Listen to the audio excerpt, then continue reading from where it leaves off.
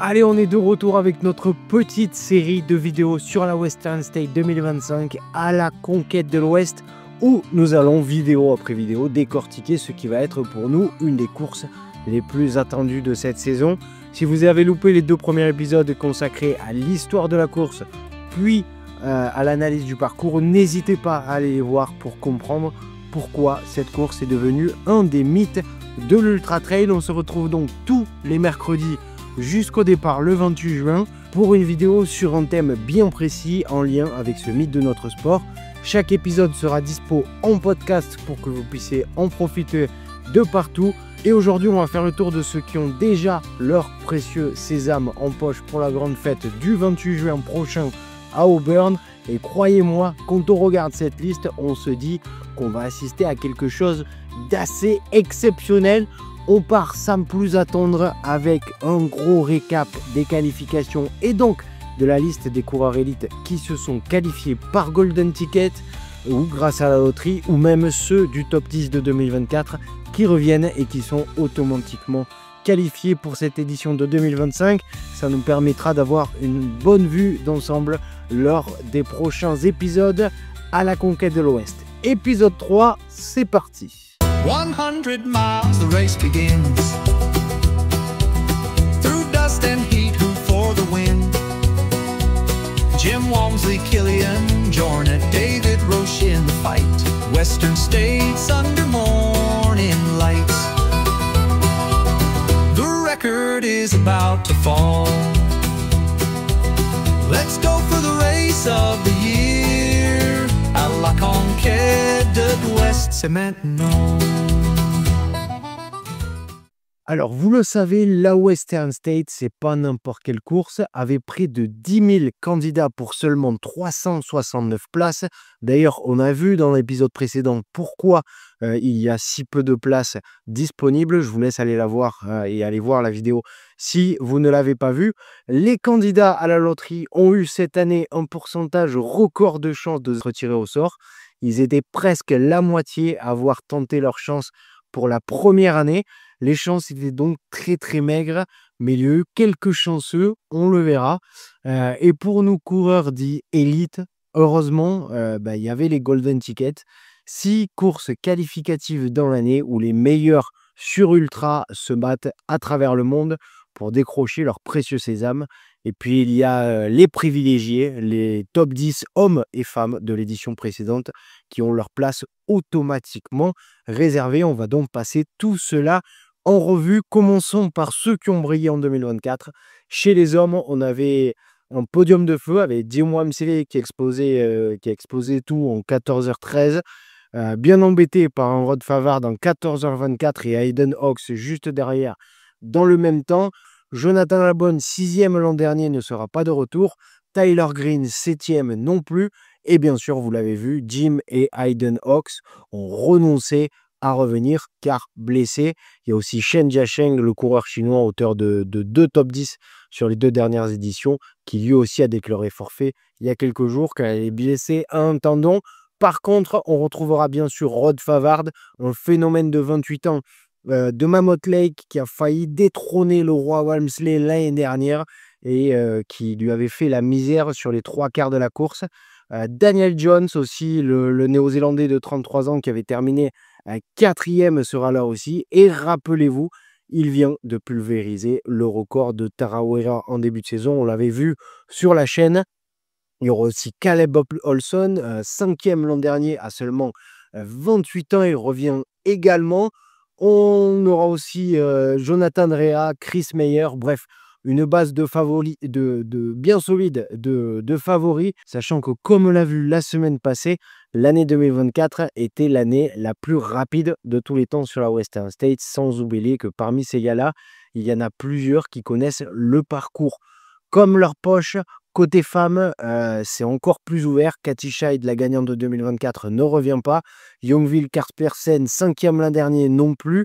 Mais on retrouvera quelques missiles. Fuzhou Xiang, cette chinoise de 32 ans, qui avait signé le 3e meilleur temps de tous les temps derrière Courtney et Katie Scheid en 16h20 pour sa première participation à Western State, sera de retour. Esther Silagossi, la Hongroise qui a terminé 3e l'an dernier. Emily Ogood, 29 ans, qui vit à Auburn, donc pratiquement chez elle.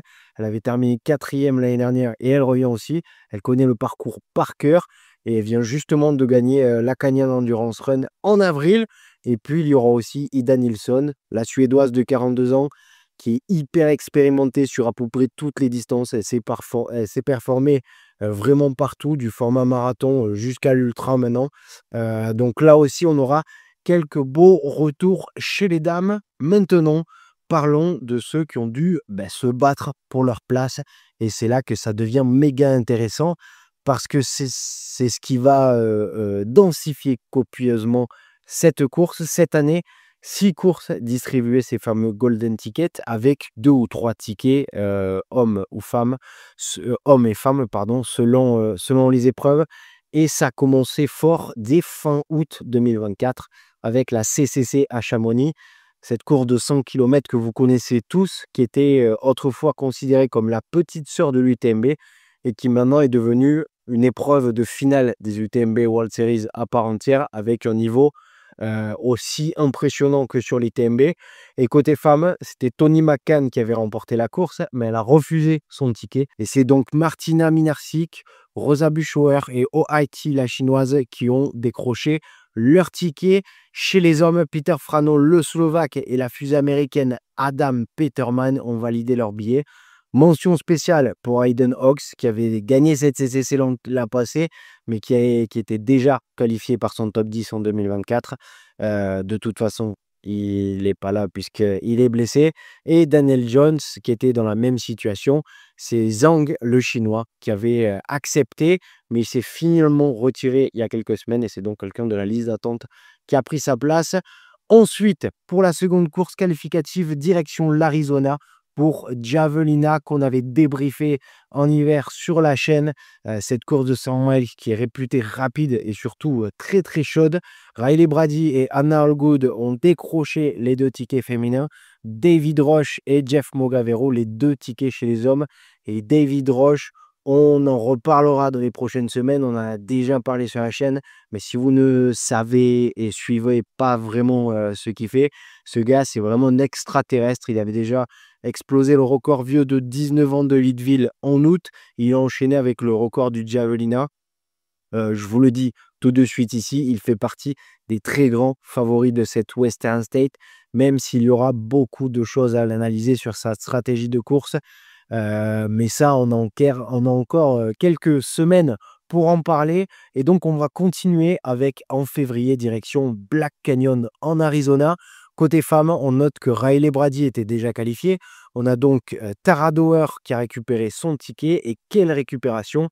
C'est une grande dame qui a explosé le record de l'Appalachian Trail l'été dernier et qui a vraiment continué sur sa lancée sur ce Black Canyon. Lin Chen qui a fait 4e de l'UTMB l'an dernier et Abiol complète le trio. Et Lin Chen, c'est une histoire qui est quand même assez sympa. Elle a dû abandonner la Western State 2024 parce qu'avec la chaleur, elle avait la peau de ses pieds qui s'était littéralement arrachée. Et là, voilà, de retour cette année et nul doute qu'elle sera revancharde. Chez les hommes, c'est Seth Ruling, Will Murray et Joe McConaughey qui ont validé leur billet. Seth Ruling vient de battre le record du parcours de Hayden Hawks. Attention à Seth, il est jeune, il est rapide, il pourrait créer une belle surprise à la fin du mois. Et puis, la belle histoire de Will Murray, qui est prof de lycée et coach de baseball, qui a sorti une grosse 2e place, qui était assez surprise, il n'était vraiment pas attendu à ce niveau-là.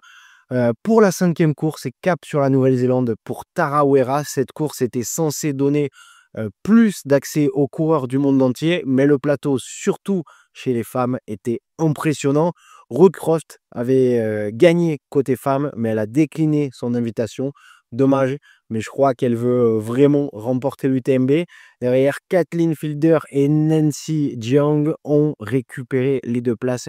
Kathleen Fielder, ça va être intéressant de la voir, car elle réussit à traduire sa vitesse sur courte distance vers un ultra. Elle a fini seulement à 6 minutes de Road Cross, qui, rappelons-le, avait gagné la Western State en 2022. Donc là, on a aussi une sacrée concurrente avec Kathleen Fielder. Chez les hommes, Daniel Jones qui gagne et qui avait tout explosé sur ce Tarawera était déjà qualifié. Donc c'est Hiroki Kai, le japonais, et Adrian McDonald qui ont hérité des tickets. Et pour l'avant-dernière course qualificative, vous vous en souvenez tous, c'était la course du début de saison, la course du début de saison au mois de mars, Chianti bat UTMB. Fiona Pascal et Johanna Antilla ont décroché les 2 tickets femmes. Côté homme, c'était incroyable, on s'en souvient, Jim Wansley avait gagné, mais s'est retiré depuis parce qu'il est blessé de toute façon et il avait déjà sa qualification. Derrière lui, avait terminé Kilian Jornet, quelque peu diminué par un TFL, et bien sûr Vincent Bouillard qui avait assuré et confirmé son niveau après sa victoire sur l'UTMB 2024. J'ai très hâte de voir ce qu'il pourra faire sur cette Western. Et Kilian qui fera son retour à la Western 14 ans après sa dernière victoire. Il s'est entraîné comme un malade pour cette course et devrait tous nous rendre zinzin fin juin. Et enfin, pour finir en avril, la dernière course qualificative avec Canyon Endurance Run, un parcours qui se déroule sur 2 tiers du parcours de la Western State. C'est l'avant-goût un peu, la chaleur en moins quand même, car au mois d'avril, c'est encore frais et bien vert. Fin juin, c'est plus trop ça. Emilio Good était déjà qualifié, et donc c'est Marianne Hogan et Kelly Ninger, mais aussi Erin Clark, pardon, qui ont récupéré les places. Marianne Hogan, canadienne du team Salomon, c'est du solide, 2e et 3e à l'UTMB ces 2 dernières années, et 3e à la Western State en 2022. Elle sera à nouveau une grosse candidate à la gagne et au podium. Chez les hommes, c'est Francesco Pupi qui avait gagné, mais il a décliné. C'est dommage, j'aurais vraiment aimé le voir sur une Western, mais bon, peut-être encore un peu long pour lui. Jeff Mogavero était déjà qualifié par Javelina. Et donc, c'est Hans Troyer, Ryan Montgomery et surtout le recordman du Lavaredo, Hannes Namberger, que j'ai vraiment hâte de voir sur cette Western State. Le coureur allemand qui a 3 victoires sur le Lavaredo maintenant, plus le record. Donc voilà, il sait aussi courir très très vite. Il s'entraîne très très dur pour cette Western State. Voilà un peu pour les Golden Tickets et les courses qualificatives. Et puis, il y a ceux qui ont eu la chance du tirage au sort. Quelques noms à retenir dans cette liste de 369 coureurs au départ. Eh bien, on a un Français, Cédric Chavet, notre Français habitué au trail très très technique, qui avait terminé 9e à la Diagonale des Fous en 2023 et qui avait remporté aussi l'échappée belle, va devoir montrer qu'il sait courir vite, même si je pense qu'il va surtout vouloir prendre un max de plaisir et kiffer la chance de participer à ce mythe. Mais aussi Dan Green qui était sur la liste d'attente, mais finalement qui vient d'être accepté à la place de Jim Walmsley. Il vient de remporter les 250 miles de Cocodona en explosant le record en 58 heures. Alors, à voir comment il l'aura récupéré, parce que c'était il y a vraiment pas longtemps, c'était il y a moins d'un mois. Mais ce sera intéressant de voir ce profil de coureur qui est à la fois très rapide, mais surtout hyper endurant. C'est un très très gros moteur qui peut tout à fait faire top 10 sur cette course. Maintenant aussi, à voir comment il aura récupéré. Bref, voilà pour récapituler. On a 16 dossards qui sont de retour de l'édition 2024 et automatiquement qualifiés dû à leur top 10 l'année dernière. 30 golden tickets et 260 tirés au sort. Les quelques dossards restants étant pour les sponsors et des dossards réservés par l'organisation à des légendes de la course, des anciens bénévoles ou tout autre guest que l'organisation considère comme important. Il y a eu bien sûr quelques repêchés sur la liste d'attente, comme on vient de le voir par exemple avec Dan Green. À l'heure où je tourne la vidéo, on a remonté 40 personnes sur cette liste d'attente. Voilà, le plateau des gros noms est planté.